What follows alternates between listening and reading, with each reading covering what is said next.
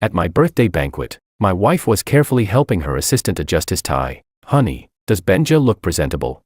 I looked at Benjamin, who had a smug look on his face and was standing tall with his chest out, and let out a cold laugh. "Presentable? Stick a feather on him and he'd think he's a fighting cock." That night, I made a video call to my father-in-law. "You old bastard. This is the first time." "Yeah." We agreed. "Only 3 chances." The old man grinned, forcing out a smile. I spat. "Fucking ugly. Worse than crying." Chapter 1. After hanging up the call, I let out a sigh. To say I didn't mind at all would be a lie. After all, 5 years of marriage, Rosie had played the role of a wife very well. But to say I minded a lot wouldn't be realistic either. After all, I married her to fulfill a promise I made back then. I minded a little. That night, I stood on the balcony smoking, snow-white arms wrapped around my waist from behind. The clean scent of body wash slipped into my nose. "Honey, what are you thinking about?" Her chin rested on my shoulder. Her damp hair brushed against me, making me a bit itchy. I coldly pried her hands away and pushed her back. I knew this was Rosie's way of hinting an invitation, but I really wasn't in the mood today. Turning around, I looked at her calmly and said in a commanding tone, "Rosie, I don't like Benjamin being your assistant. Fire him." Rosie looked confused. "Why?" I didn't explain, and I didn't say anything more. Under Rosie's bewildered gaze, I went to the guest bedroom. In my view, anything I say has been carefully thought through. You either carry it out, or you refuse. Just don't ask why. Since she thought it was perfectly normal to bring a male assistant to my birthday banquet, and to straighten his tie in public, then there was no need to continue the conversation. Different values, talking would be pointless anyway. Lying on the bed in the guest room with my eyes closed, trying to rest, I heard the door open. Rosie poked her head in and asked cautiously, "Honey, is it because I brought Benjamin to your birthday banquet today?" I opened my eyes and looked at her calmly. "I'm sorry, I didn't think it through. I thought Benjamin had never been to this kind of gathering, so I brought him along to broaden his horizons." As Rosie apologized, she walked in. She gently climbed onto the bed, snuggling into my arms and rubbing against me ingratiatingly. "Honey, I'm really sorry. Even though there's nothing between me and Benjamin, making you uncomfortable is my fault. Please forgive me. I promise it won't happen again." Seeing how humble and eager to please she looked, my heart softened a little. "Rosie, this is the first time. I hope it's also the last." Rosie immediately raised her right hand and swore solemnly that she would never do it again. Her hands roamed over my body, taking the initiative to help me slip out of my clothes. "Honey, happy birthday. I'm giving myself to you as a present. Do you like it?" As she spoke, she took off her nightgown, revealing a large bow tied around her body. I was a little surprised, and a little tempted. She leaned close to my ear, her voice seductive. "Honey, come on, open your birthday present." I liked the way Rosie teased me. Outside, she was cold, restrained, and kept a faint distance from everyone, but with me, she was alluring and seductive. That contrast fascinated me. Even though ours was a marriage of alliance, from the day we married, she had earnestly managed our marriage, fulfilling her duties as a wife. So, overall, I was quite satisfied with her. Chapter 2. Nothing was said throughout the night. When I woke up the next morning, Rosie was already gone. As the president of the Sun Group, Rosie's son was extremely dedicated. I had tried to persuade her before not to work so hard. After all, given the scale of my family, supporting a mere Sun Group was hardly a problem. Besides, my dad has only one son, me. In the end, wouldn't everything still be mine? But every time I told her she didn't need to push herself so hard, Rosie's son would smile at me gently. "Honey, I'm not working this hard for money. I want to grow the Sun Group as soon as possible, so I can stand by your side with confidence and dignity." She always knew how to provide emotional value, making me feel that this marriage was something I was in control of. My sense of conquest as a man was greatly satisfied, and I truly enjoyed this dynamic between us. After lunch, I strolled leisurely to the family's group headquarters. When I pushed open the door to the CEO's office, my dad was sitting in my seat. His sudden appearance surprised me. Ever since he retired, he rarely came here. "Old man, what's up?" I asked casually as I put down my bag. My dad frowned and immediately started scolding me. "Coming to work at noon every day, just because the company belongs to your family doesn't mean you can be this careless." I smiled at him and waited for what came next. "Can't you learn from your wife and work hard every day?" Hearing this, displeasure welled up inside me. Looks like Rosie had gone to him. "Just say it. What did Rosie tell you?" My dad snorted. "Your wife called me this morning, apologizing nonstop. She said she brought her assistant to your birthday banquet yesterday and made you angry." I frowned, the irritation in my heart reaching its peak. Ignoring my displeasure, my dad continued, "Mason, it's not that I want to lecture you, but she's so busy. What's wrong with bringing an assistant?" I really couldn't listen anymore and interrupted him. "Are you done?" If so, you can leave. Chairman Emeritus, I need to work. Seeing that I was clearly showing him out, my dad stood up with a darkened face and left. After he left, I stood in front of the floor-to-ceiling window, staring into the distance, thinking about the whole situation. Rosie and I are husband and wife. Any problems between us should be resolved behind closed doors. Family matters are not meant to be aired in public, not even to parents. Rosie had clearly crossed a line. I didn't blame my dad. I knew he liked Rosie, but I'm the one living with her. I have my own views, and my dad can't force his opinions onto me. Just like how my dad appreciates Rosie's dedication. I come to work at noon every day and still handle everything efficiently. Why must work be done strictly on a fixed schedule? Times are changing, and mindsets should change too. Unable to reach a conclusion, I decided to talk to Rosie that evening, to see what she was really thinking. At 5 in the afternoon, I picked up my briefcase and left the CEO's office. As soon as I reached the parking lot, I saw Rosie's car parked next to mine. That was unusual. Rosie, who normally wouldn't leave work before 8, must have been possessed by something today. When she saw me, Rosie opened the car door and walked over with a smile. Honey, you're off work? I nodded. Honey, Celestine organized a get-together today and invited both of us. I came to pick you up. Celestine was her close friend and also someone from our social circle. We attended gatherings like this every time, but we always went separately. You could have just called. I'm not crippled. I don't need you to pick me up. Rosie smiled and linked her arm through mine, walking toward her car. I got off work early today and just wanted to come get you. I nodded. When we reached her car, I reached out to open the passenger door. Rage surged instantly. Benjamin was leaning back in the passenger seat, shoes off, his feet propped up in front of him. Seeing me, Benjamin didn't move his feet at all. He just casually greeted me. I stared at him coldly, and he met my gaze without yielding an inch. It was fucking disgusting. Furious, I slammed the door shut and walked toward my own car. Rosie hurried after me. She explained anxiously, Honey, Benjamin is my assistant. He needs to get to know my friends. I stared at Rosie without saying a word, until she guiltily looked away, not daring to meet my eyes. I shook off her hand and got into my own car. Chapter 3. It wasn't that I could endure it. I just hadn't sunk so low as to argue with her in public. Rosie got back into her car, started the engine, and led the way. I followed behind her, my mood refusing to settle. Rosie had been acting very strangely lately. She wasn't someone who failed to read the room. She definitely knew that doing this would make me angry. So what was her goal? Surely she wasn't testing my bottom line. I couldn't quite figure out what Rosie was really thinking. At the entrance of the club, Rosie affectionately looped her arm through mine. I didn't shake her off. In front of friends, basic decorum still had to be maintained. Benjamin followed behind with his head lowered, silent. No one knew what he was thinking. I couldn't be bothered with him and walked into the private room with Rosie. When Celestine saw Rosie and me enter, she immediately arranged seats, but she completely ignored Benjamin, who had followed in. Benjamin stood there awkwardly, no one paying him any attention. Gradually, his face flushed red, clearly humiliated. He stubbornly looked at Rosie. After I sat down, I leaned back leisurely and looked at Benjamin. He was like a joke. The others followed my gaze and also looked at Benjamin. Benjamin's eyes instantly reddened. Just as I thought he wouldn't be able to take the humiliation and would leave, Rosie spoke up. Benja, come sit next to me. The aggrieved-looking Benjamin instantly broke into a smile. He trotted over and sat tightly beside Rosie. Celestine and the others looked at Rosie in surprise.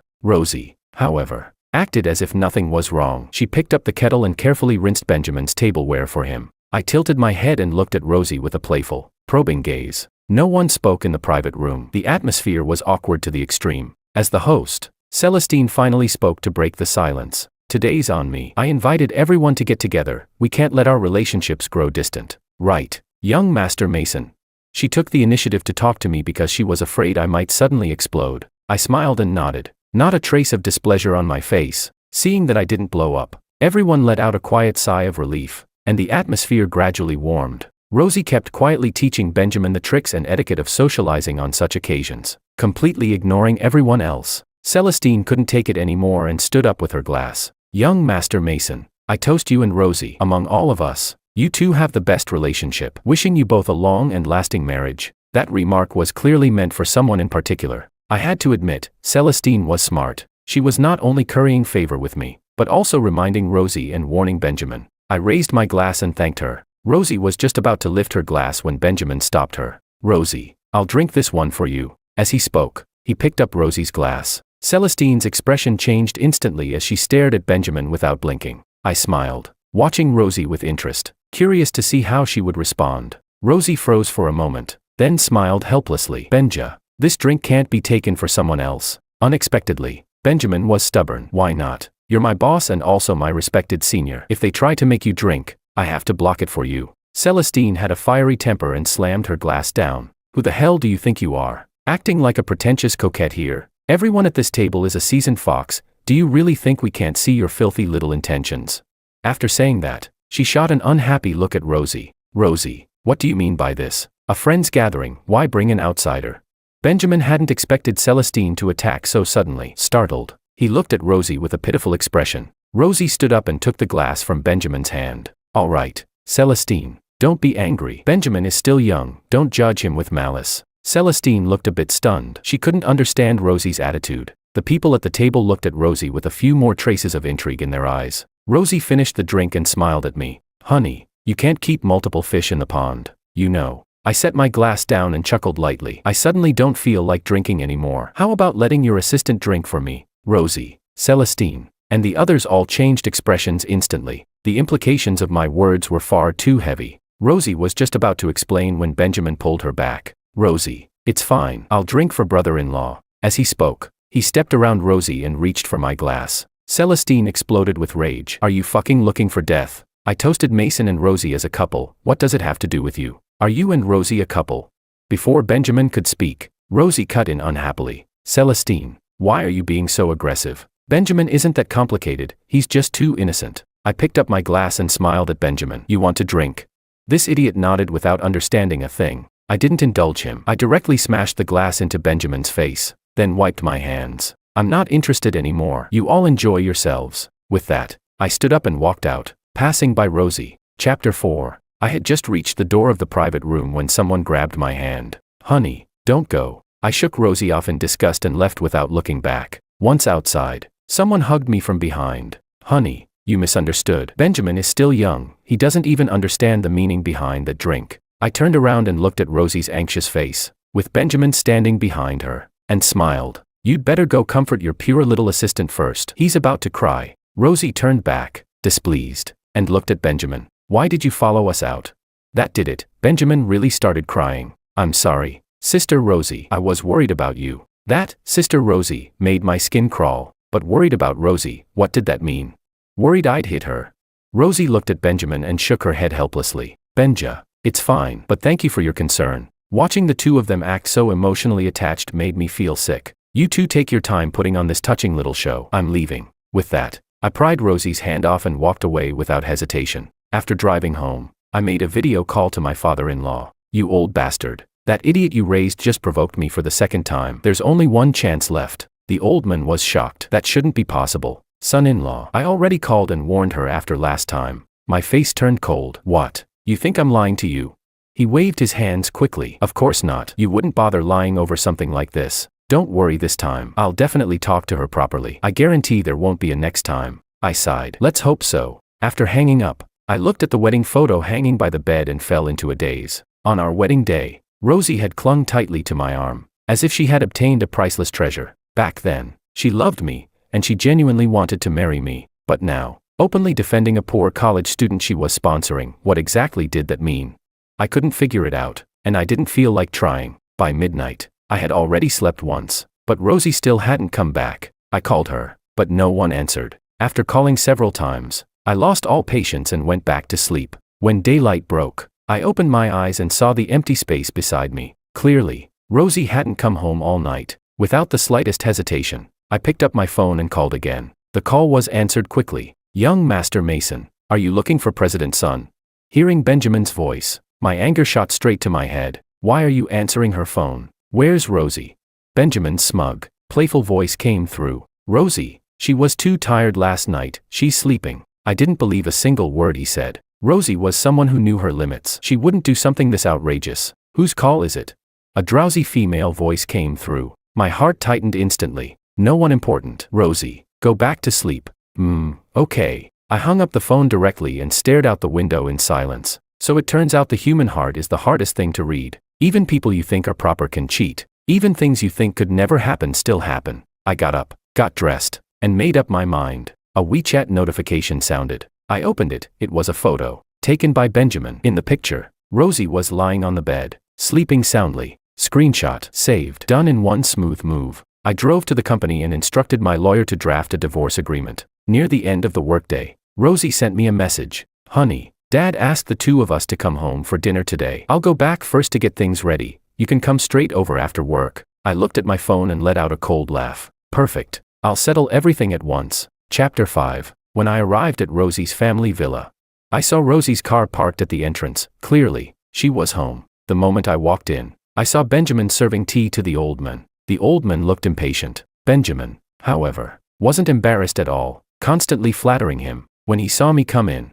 the old man hurriedly stood up. My son-in-law is here. I chuckled. So, have you figured out what's going on?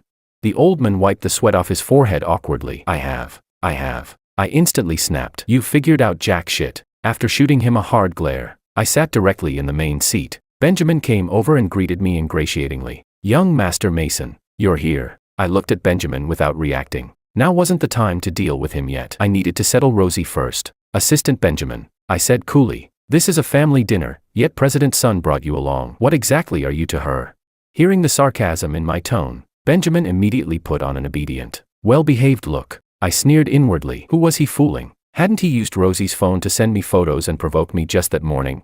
Rosie came out of the kitchen carrying dishes. When she heard what I said, she set the plate down heavily on the table. Honey, what nonsense are you talking about? I brought Benja here so he could meet Dad. For all these years, I've always treated Benja like a younger brother. Looking at Rosie's displeased face, I felt a sense of unfamiliarity. The person in front of me didn't seem like the wife I had married 3 years ago. Our days and nights together, the closeness we once shared, felt like something from a distant past. After everyone took their seats, the old man and I sat facing each other. Rosie sat beside me, with Benjamin pressed close to her other side. No one spoke. Everyone ate in silence, each harboring their own thoughts. Benjamin was the first to break the quiet at the table. Sister Rosie, I can't reach the shrimp. Can you help pick one for me? I want to try your cooking. Rosie immediately picked up a shrimp and thoughtfully placed it into his bowl. I set my chopsticks down and looked at the old man with a half smile. The old man also put down his chopsticks and looked at me helplessly. Benjamin didn't feel awkward at all. Instead, he complained to Rosie in an oily tone.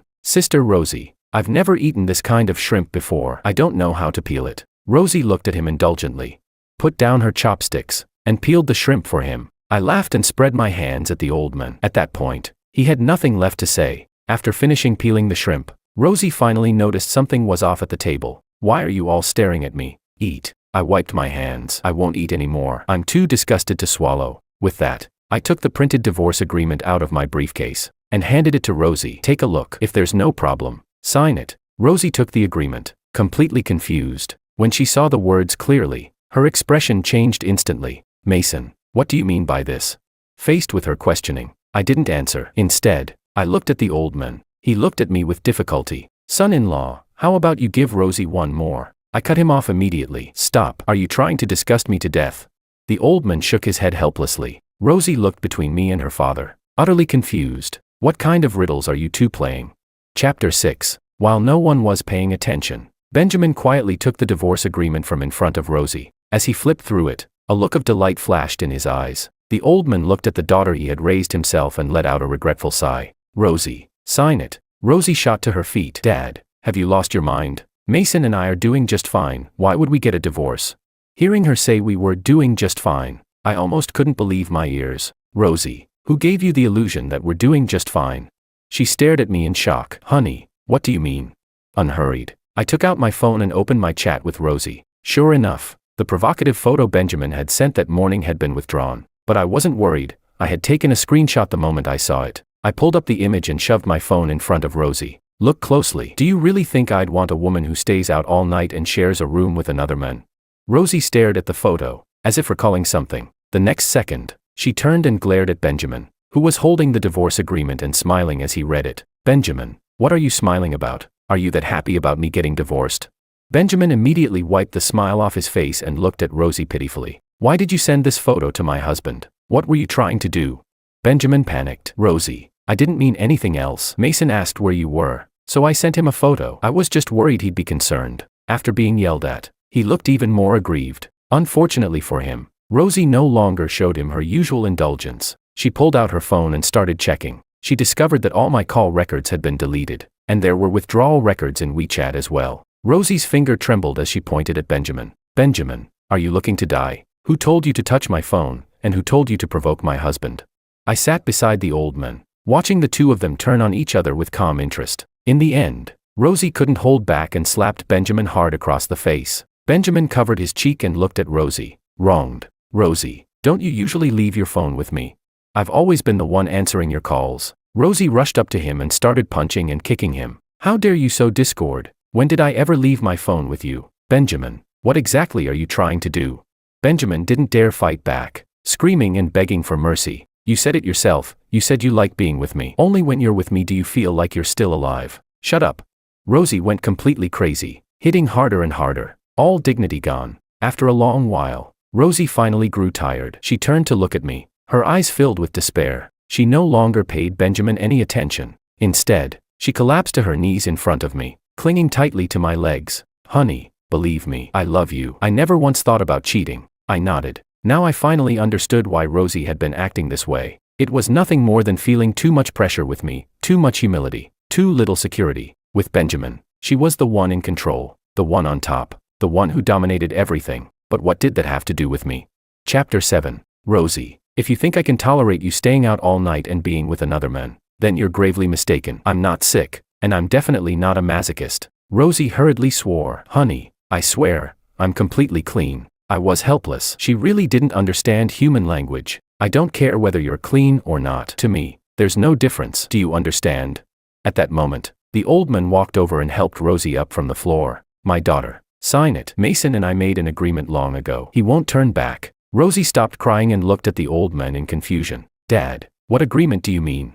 The old man sighed and slowly told the truth. My father was a college student who came from a small town. Through his own hard work, he finally gained a foothold in City A. Later, he met my mother. She admired his resilience and determination and married him despite her family's opposition. With the support of my mother's family, my father rose rapidly within a few years and became a respected figure. One could say my father was a classic Phoenix man, capable and fortunate, but good times didn't last. When I was 6, my mother fell in love with someone else. She thought it was normal. After all, as a wealthy heiress, she was used to couples each having their own affairs. But my father was a traditional man. He resolutely divorced her. Their divorce caused a huge stir throughout the city. Afterward, my mother bore a grudge against him. She couldn't understand why he wouldn't tolerate it. After all, those people outside couldn't shake his position. So she used her family's power to relentlessly suppress my father's company. At that time, my father was in a miserable state. Not only did he have to take care of me, he was also exhausted dealing with the pressure.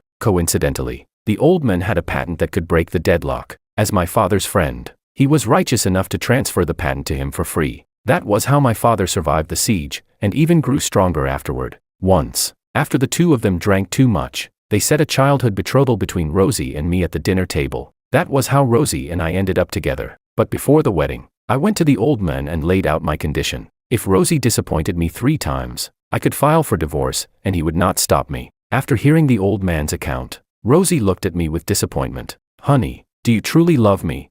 If you do, why would you propose such a condition? I was completely speechless. What kind of twisted logic was this? She was disappointed now. Rosie, can you stop making trouble for no reason? Be graceful. Let's separate peacefully after the divorce. But Rosie didn't wait for me to finish. She grabbed the car keys and rushed out. Benjamin followed closely behind her. I looked at the old man helplessly. He looked back at me just as helplessly. After leaving the Sun family home, I went straight back to the old residence. All these years, my father had lived alone. Aside from the butler and servants, he had no close companions. For my sake, he never remarried, playing both father and mother. I understood how hard that had been for him, so I still needed to tell him about the divorce. I greeted the butler upon entering and went into the living room. My father was drinking tea there. Seeing me come in alone, he frowned. Why did you come back by yourself? Where's your daughter-in-law?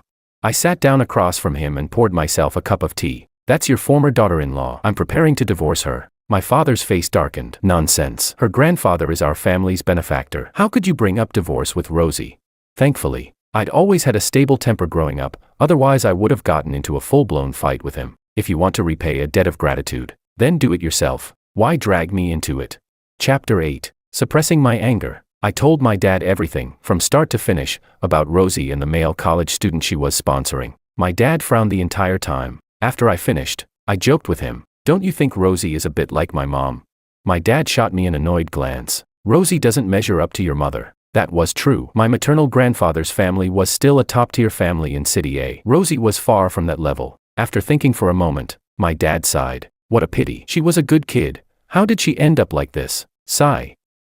If you want a divorce, then go ahead. I knew it. Once my dad understood the truth, there was no way he'd stop me from divorcing her. Fortunately, Rosie and I didn't have children, and we had notarized our assets before marriage. But did he only think Rosie was a pity? Wasn't I a pity too? 5 years of marriage, weren't those 5 years of my youth as well?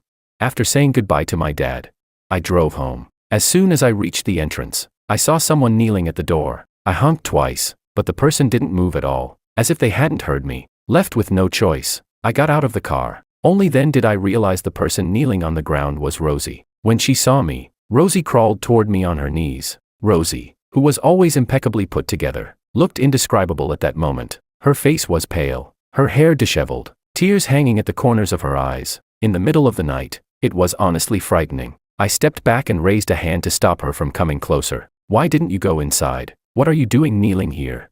Rosie choked up. Honey, I don't have the face to go in. I looked around but didn't see Benjamin. So I asked, where's your little assistant? Rosie lowered her head and muttered, I drove him away. I shook my head, half angry and half amused, completely unable to understand her logic. Didn't she like the feeling of controlling everything? Such a perfect backup, someone she could manipulate at will, and she just kicked him out like that.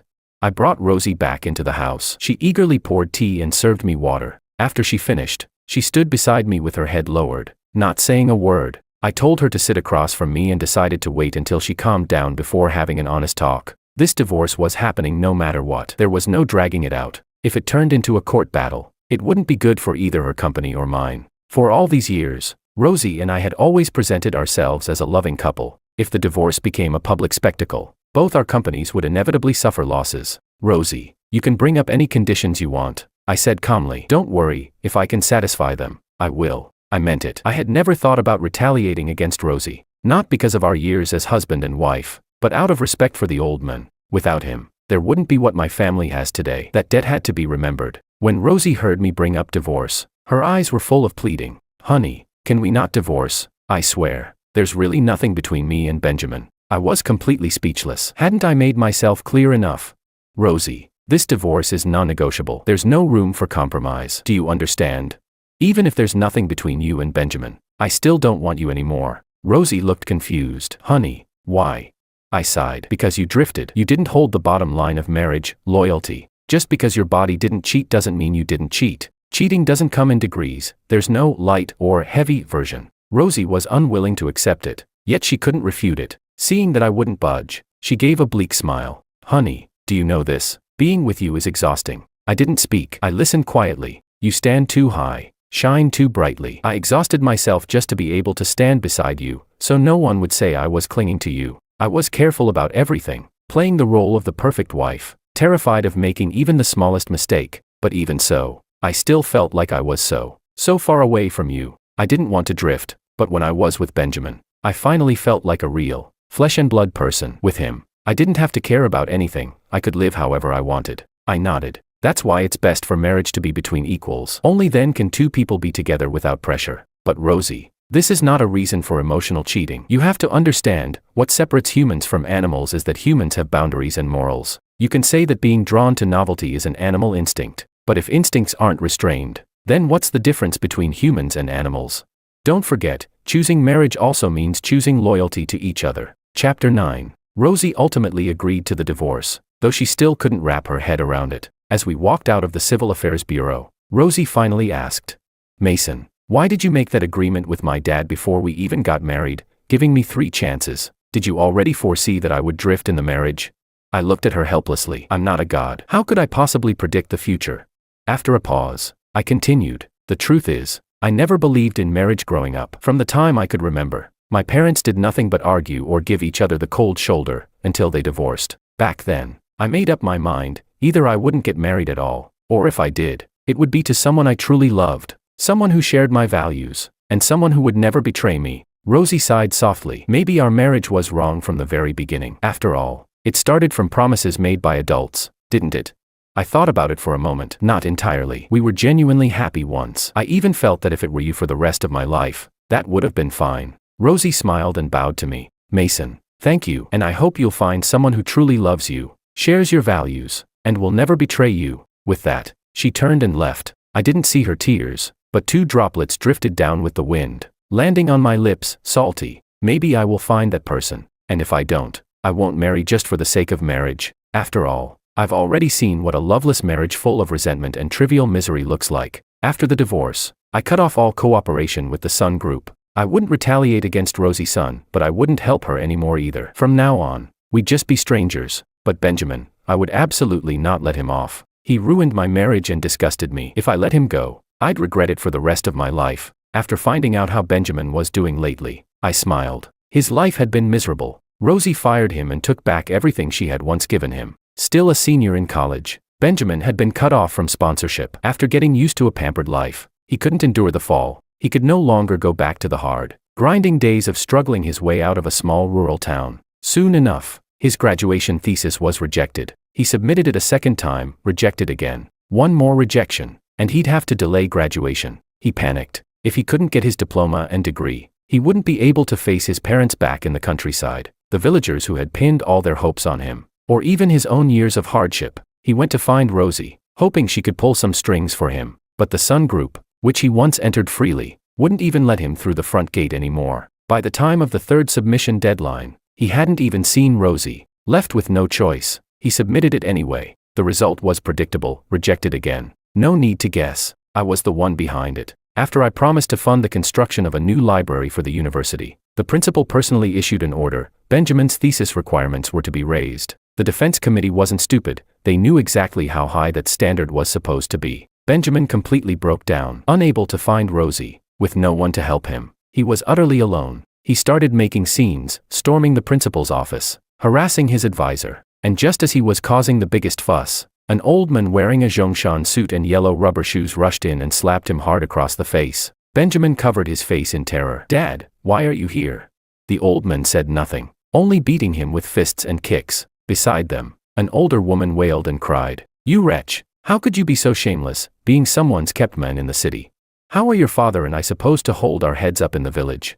Benjamin was beaten half to death. Rural communities take this kind of thing seriously, especially since Benjamin was a man. He was the first college student in his family, the pride of the entire village. When he was close to being beaten to death, the teachers finally stepped in to stop the old man. They might have disliked Benjamin, but they couldn't just watch him get killed on campus. The old couple dragged Benjamin away. Watching the 3 of them disappear, I smiled in satisfaction. That's right, spreading the news back in his hometown about him being someone's kept man.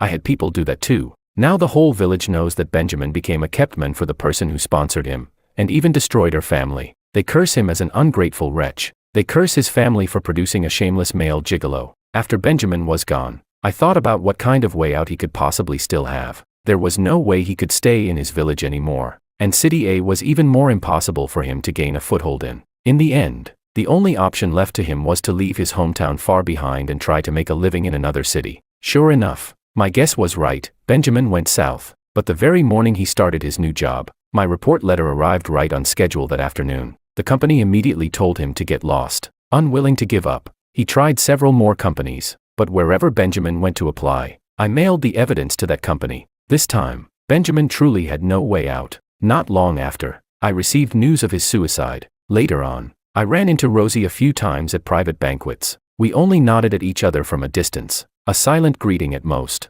People who once loved each other can't become friends, because they've hurt each other. People who once loved each other also won't become enemies, because they once truly loved. So let's just become strangers. Mountains high, roads long, never to meet again.